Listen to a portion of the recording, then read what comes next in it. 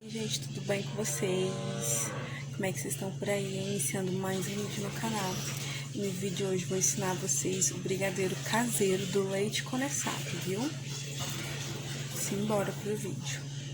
Hoje, né? E aqui tem um leite condensado. Então vou pôr todo aqui dentro, colocar 3 colheres de Toddy e esse leite condensado aqui. E aí vou mostrar pra vocês, viu? Vou colocar aqui que eu tô só com uma mão gravando e a outra pra poder colocar. Mas aí eu vou colocar aqui na vazia e vou mostrar pra vocês. Leite condensado caseiro, gente. Olha a consistência que ficou esse leite condensado. Muito boa a consistência dele. E aí eu vou colocar 3 colheres de Toddy mesmo aqui dentro. Vou mexer e vamos lá pro fogo. Olha aqui, gente, como é que tá, ó. Tô mexendo aqui, vamos para ele cozinhar, né? Simbora. Uma colherzinha de pau. Eita. Faz toda a receita, ela tá aqui comigo, hein? Tá no ponto que eu quero já, aquele brigadeirinho mesmo, pra gente comer mesmo de colher, não tem? E aí, ó, já vou desligar o fogo, deixar esfriar um pouquinho pra me colocar no congelador. E aí, depois eu vou mostrar pra vocês, gente. Mas, ó, já dá pra ver já, ó. Né? Deu super certo. Aqui foi só o leite condensado com Toddy. Não coloquei manteiga, não coloquei creme de leite. Que foi só mesmo brutão mesmo. Mas tá dando super certo, né? Esse refratáriozinho aqui, né? E, ó, o jeito que já tá, ó. Tá esfriando.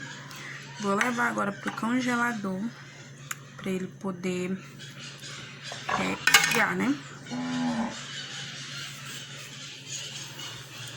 Simbora levar pro congelador. Coloquei ele aqui pra ele esfriar.